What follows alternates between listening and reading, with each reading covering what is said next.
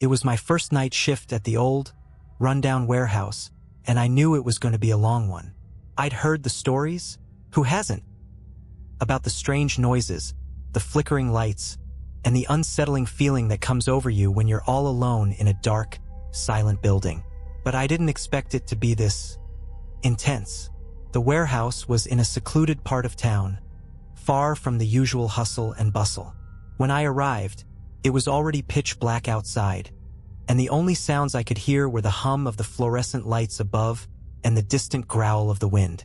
I was working for a logistics company, just a grunt job, really sorting through boxes and taking inventory.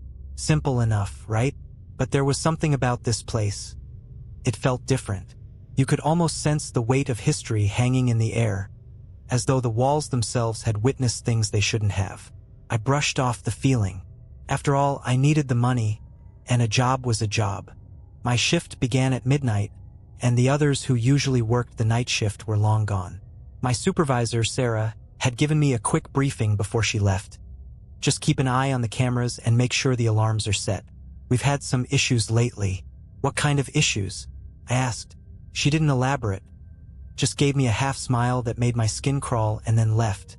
First, everything was quiet. Too quiet. The hum of the lights was louder than anything else in the building. I was alone in a sprawling, empty space, with aisles of dusty boxes and shelves stacked high. I walked through the dim hallways, occasionally checking the monitors, but nothing seemed out of the ordinary. Yet I couldn't shake the feeling that I wasn't alone. The eerie silence started to feel oppressive.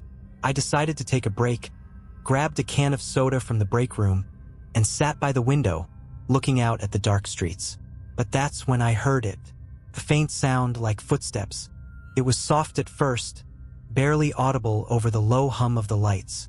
I told myself it was nothing, maybe the sound of the old building settling. But then it grew louder. Thud, thud, thud. I froze, my breath caught in my throat. It was coming from the far end of the warehouse, from the direction of the storage room. I grabbed the flashlight from the desk and slowly made my way down the hall. My heart was pounding in my chest, each step feeling heavier than the last. I reached the storage room door and stopped. The footsteps had stopped too. Then, the lights flickered, and everything went black. I was plunged into complete darkness, the kind that clings to you and suffocates all your senses. My pulse raced as I fumbled for the flashlight, my fingers trembling as I turned it on. The weak beam flickered briefly, cutting through the shadows, but it did little to calm my nerves. I stood there, holding my breath, listening to the deafening silence that filled the warehouse. Every inch of me screamed to turn around and leave, but something deep down told me I couldn't. Not yet. Not until I understood what was happening. The footsteps had stopped, but the feeling of being watched hadn't gone away. In fact, it had intensified. The hairs on the back of my neck stood up, and my body seemed to vibrate with the need to flee.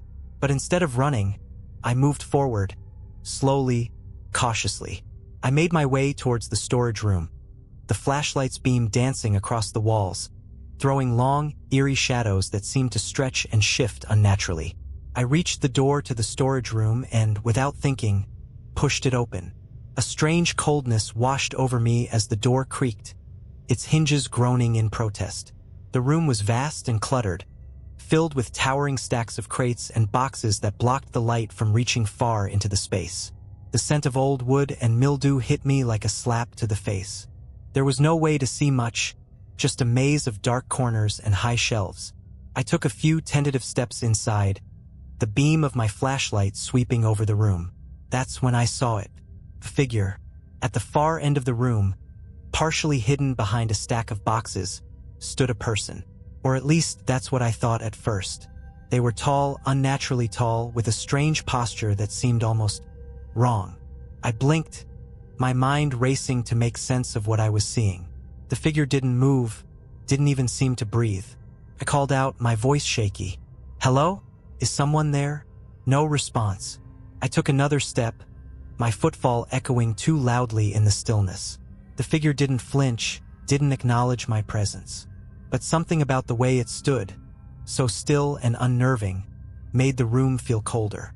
The temperature had dropped significantly. My breath came out in visible puffs of mist. Without thinking, I turned and ran. The flashlight bounced in my hand, casting erratic shadows as I sprinted toward the door. But just as I reached for the handle, a sound filled the room. Something between a growl and a whisper, low and guttural, as if the darkness itself had spoken. I froze. The door wouldn't open. I pulled at the handle desperately, but it wouldn't budge. I was trapped. I turned back toward the room, my chest tight with fear, and that's when I saw it. The figure. It was closer now, standing mere feet from me, its long, unnatural limbs reaching toward me. It wasn't a person. It was something else. Something not human.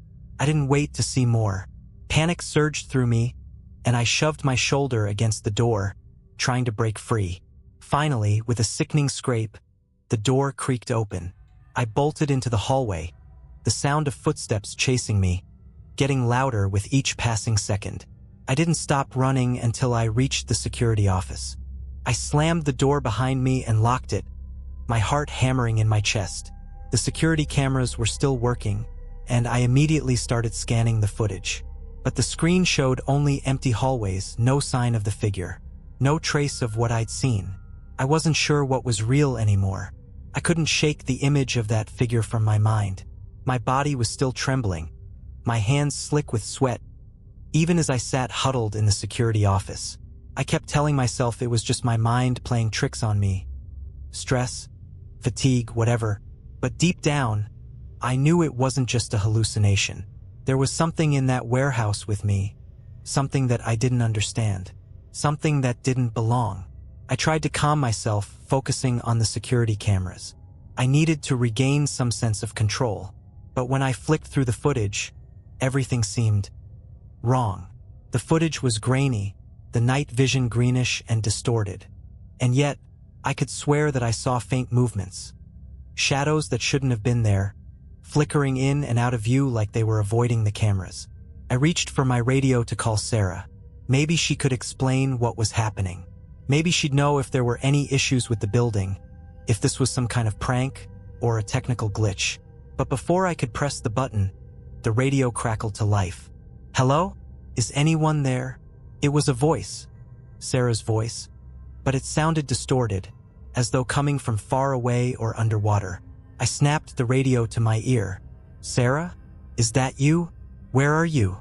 But there was only static, followed by that same guttural growl I had heard earlier, distant but unmistakable. It wasn't Sarah. It was something else. Panic clawed at me. My thoughts were racing, my mind spinning with every possible explanation, but nothing made sense. I had to get out of there. I stood up, my legs unsteady, and made my way to the exit. But just as I reached the door, the power went out. Total darkness. I froze, my breath catching in my throat. My eyes strained to adjust, but there was nothing. Just blackness. The same kind of darkness that had filled the warehouse when the lights first flickered. That suffocating, claustrophobic void that made everything feel wrong. Then, slowly, as if it were creeping closer, I felt it. The air shifted. Presence. It was in the room with me, watching me. I could feel its eyes on me, cold and malicious. I whipped around, shining the flashlight in every direction. But there was nothing. No figure. No sound. Just the heavy silence that seemed to press against my chest. I tried the door again. Locked. I banged on the door, yelling, desperate to get out. My mind was a whirlpool of thoughts, but one thing was clear. I wasn't alone. And then, out of nowhere, I heard it. A whisper. "Get out." It was faint. So faint I almost thought it was just my imagination. But it was followed by another, louder this time. "Get out." I stumbled backward, my legs giving way beneath me, crashing into the desk. The flashlight rolled across the floor, illuminating something I hadn't noticed before. A shadow, moving, shifting just beyond the edge of the light. I didn't wait to see more. Couldn't. I scrambled to the window and threw it open, the cold night air rushing in. Without thinking, I climbed through, desperate to escape whatever was waiting for me inside. But as I landed on the ground outside, I heard something that stopped me dead in my tracks. Footsteps. Soft, slow, purposeful. I turned back, the warehouse looming behind me like a dark, silent giant. And in the second-floor window, just visible in the faint light of the street lamps, I saw them. Eyes. 2 glowing eyes, watching me from the darkness. I froze in place, my breath coming in sharp, panicked gasps. Those eyes, glowing, unblinking, stared back at me from the second-floor window, cold and knowing. They were far too high to belong to anyone I knew. No one else had been in the building when I arrived, and now there was no one else in sight. But those eyes, they were watching me. My legs felt like they were made of lead, my body unwilling to move, as if some invisible force, was holding me in place. I was on the ground outside the warehouse, just a few feet from the door, and yet I felt farther from safety than I ever had before. The eyes didn't blink. Not once. They just hovered in the window, glowing brighter with each passing second, until they consumed the entire frame of the window. That's when I realized I wasn't just being watched. I was being hunted. The footsteps behind me started again, this time much closer. Soft thuds, slow and deliberate, like something was walking right behind me. I whirled around, expecting to see the figure from earlier. But there was nothing, no one. But the air, it was different now. Felt thicker, heavier, as if it were pressing down on me. I could taste it, a bitter metallic taste on the back of my tongue. It was suffocating. My mind raced. Should I run? Should I try to make a break for the parking lot? But something deep inside me told me that no matter how fast I ran, it would catch me. It would always be there, watching. The whisper came again, this time louder, more urgent. Leave, now. I didn't have to be told twice. I turned and bolted for my car, my heart pounding in my chest, my legs burning with the effort. The sound of those footsteps behind me grew louder, faster, until it was no longer just the sound of footsteps. It was something else. Something more. I reached my car and scrambled to unlock the door, my hands trembling so violently I could barely get the keys in the ignition. I was seconds away from starting the engine when I heard it. The sound of claws scraping against metal. I jerked my head around to see what was happening, but there was nothing, not a soul in sight, just the empty parking lot stretching out in front of me, lit only by the dim glow of the streetlights. I slammed the car door shut and started the engine. My heart was racing, and I didn't dare look back as I sped out of the parking lot, my tires screeching against the pavement.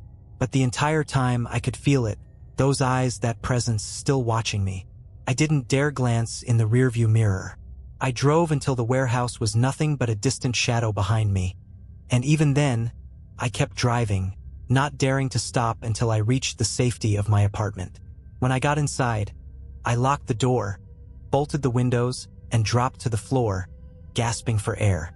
It took me a long time to calm down, to tell myself that I was safe, that it was all just in my head. But as I sat there in the dim light of my apartment, trying to steady my shaking hands, I glanced at the clock. It was 4:37 a.m., the time I had left the warehouse. And as I looked closer at the clock, something caught my eye. A single fingerprint pressed against the glass of my apartment window. I didn't move, couldn't. My eyes were glued to the fingerprint on the window, the smudge of oil and dirt still lingering on the glass. It wasn't just a fingerprint, it was far too deliberate, too clean, like someone had gently pressed their finger against the window, leaving it behind as a mark, a signature, a warning. I stood up, slowly, my heart pounding once more. The adrenaline was rushing back, but this time it was even worse. My entire body was on high alert, every nerve screaming at me to run, to hide, to get out of the apartment before whatever was out there found me. But I couldn't just leave. I needed to know, needed to understand what was happening to me. I grabbed my phone, my hands slick with sweat, and called Sarah. Maybe she could explain what was going on. Maybe she could tell me what had happened at that warehouse, or at least give me some rational answer that made sense. The phone rang and rang. She didn't answer. I tried again and again, but there was no response. Finally, After the 10th call, I gave up and dropped my phone onto the couch. I couldn't shake the feeling that whatever was happening, it wasn't just about me anymore. The strange occurrences, the whispers, the figure. It wasn't just trying to scare me. It was hunting me, drawing me in, making me a part of something far more sinister. I looked back at the window.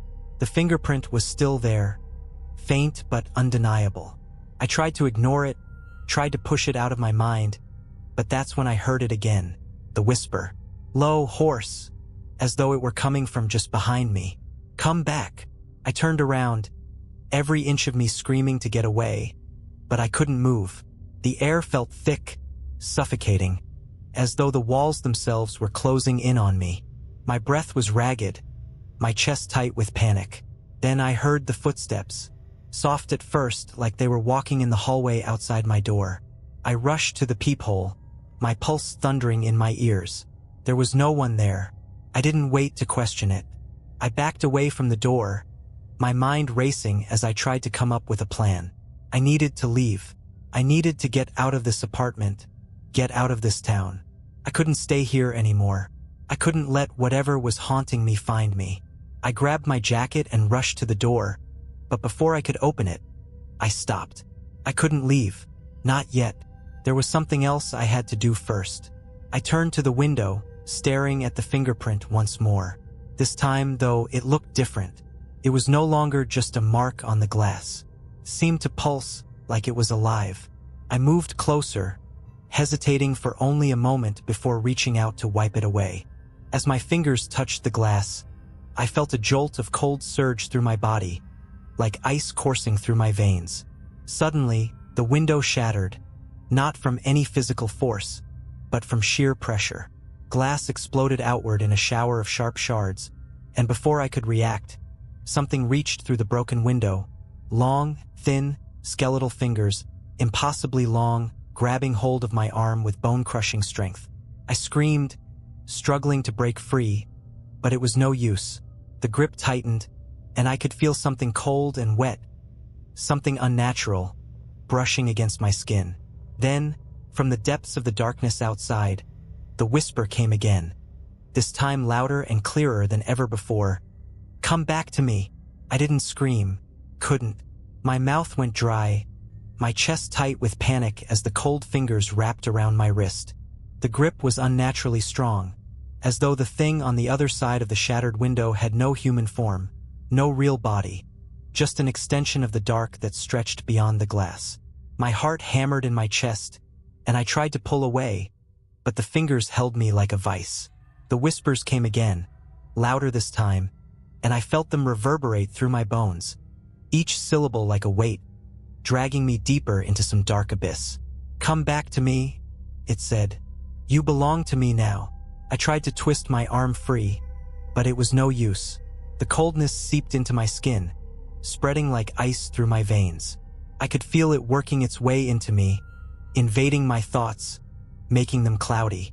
For a moment, I was paralyzed, caught between the urge to escape and the strange pull of whatever this was. Then, out of the corner of my eye, I saw it. The shadow, the figure from the warehouse. It wasn't just in my head. It was here, outside the window, standing in the dark, its glowing eyes now fixed on me. The shape was vaguely human, but not quite. Its limbs were too long, its posture too unnatural. And its eyes, they weren't just glowing now, they were piercing through me, as if it could see inside my very soul. I felt its gaze like a physical force, a weight pressing down on me, suffocating me.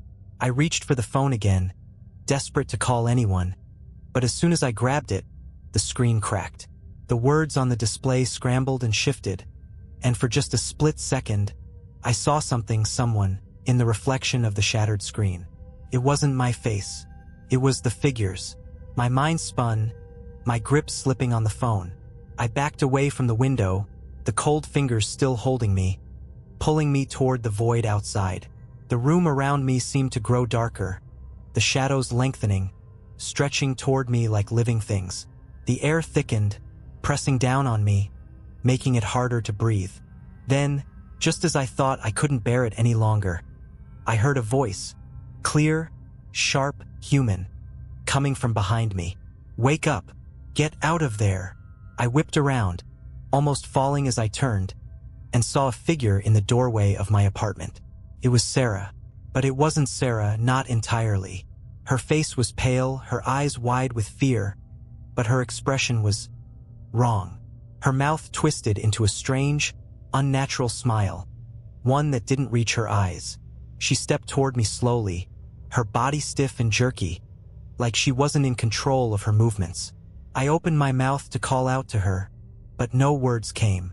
The thing in the window, it didn't seem to care. Its grip on my wrist tightened, and I felt myself being pulled toward it. I was torn between Sarah's lifeless, distorted form and the abyss outside, the glowing eyes watching me, waiting for me. "Sarah, help!" I screamed, but she didn't respond. She only continued that slow, unnatural approach, her smile growing wider, more twisted. The shadow outside pulled harder, its fingers dragging me toward the edge of the window, closer to the darkness. I could see the figure's face now, its eyes like burning coals, its smile stretching unnaturally wide. This was it. "Wake up!" Sarah's voice shouted again, but it was her voice this time, clear and desperate. And in that moment, something clicked. The world around me snapped into focus, and I realized that this wasn't real.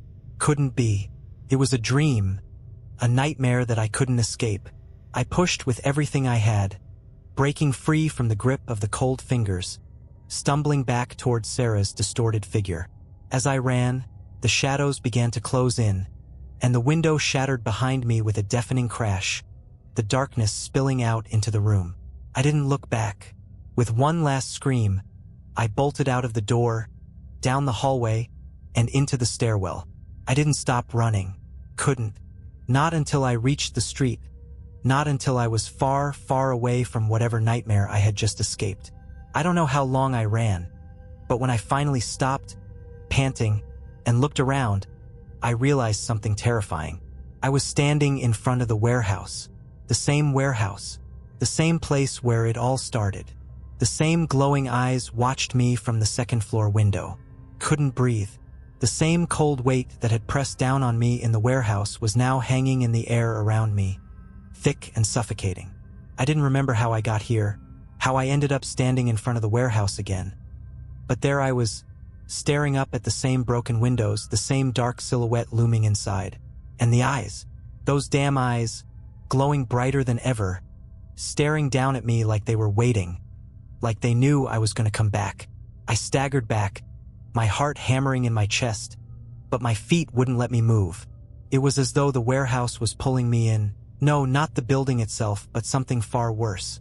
Something alive. That same presence, that thing was waiting for me. It had always been waiting, and I knew deep down what it wanted. It didn't want to kill me. It wanted me to belong to it, to be a part of the darkness, to fade into its abyss, to let it consume me until I was just another lost soul wandering in the void, another forgotten face lost to time. I turned to look behind me, expecting to see the empty street, but there was nothing. No cars, no people. It was as if the world had vanished, leaving me alone in the night with whatever this thing was. Whatever it had been drawing me toward, pulling me into its grip with every step I took. And then I heard it again. The voice. "Come back. You belong with us." It wasn't Sarah's voice this time. It wasn't anyone I knew. It was otherworldly, deep, resonating, filling every corner of my mind with its call. The window shattered again, but this time the figure didn't just stand there. It was coming for me. The shadows seemed to move of their own accord, flowing out like liquid, wrapping around the building, stretching toward me. The figure stepped forward, its long limbs stretching far beyond the human limits, each movement jerky and unnatural. The eyes burned through me, stripping away everything I had ever known, everything I had ever been. I couldn't move. But then, as if on cue, Sarah appeared again. This time real, her face twisted with desperation. She grabbed my arm, pulling me back, her voice frantic as she screamed, "You can't go in there. It's not what you think. You have to fight it." For a moment, I wasn't sure what was real. Was Sarah really here with me? Was the nightmare truly over? Or was this just another trap? Another part of the darkness trying to pull me back in? I looked back at the glowing eyes, the figure, the void that seemed to stretch out forever. But I knew what I had to do. With everything I had, I pushed away from Sarah, my breath coming in ragged gasps. "You're not real," I shouted, the words spilling from my mouth like venom. "None of this is real." And in that instant, I felt the pull of the darkness become unbearable. It was everywhere. It was inside me. It wanted me to be a part of it, to give in, to stop fighting. But I didn't. I refused. I closed my eyes, took a deep breath, and stepped forward, straight into the darkness. And then, nothing. The world around me disappeared. There was no light, no sound, no shadows. Just pure, empty, suffocating blackness. I stood there weightless, as though I had been swallowed whole. I couldn't move, couldn't breathe. The pull of the darkness was all-encompassing, and for a moment, I thought I might lose myself completely. But then I remembered something. A memory, a flash of light. I could choose. I opened my eyes and willed myself to move, to fight, to break free. I felt a sudden surge of strength, a warmth that flooded my chest, a sense of self that had been buried beneath the weight of the darkness. I fought against it harder than I ever had before. And then, with one final, desperate cry, I willed myself awake. I opened my eyes. The world was bright, blindingly so. I was back in my apartment, sitting on the floor, the shards of glass from the broken window scattered around me. The feeling of the darkness was gone, completely gone. And yet, the silence was still there, heavy, suffocating. I stood, trembling, my legs weak beneath me. But as I looked around, I saw it, the fingerprint on the glass, the mark. It was gone, and I realized, with a shock that ran through my bones, that I had made it. But it didn't end there. I knew the darkness was still out there, waiting, and one day it would call again. But next time, I would be ready,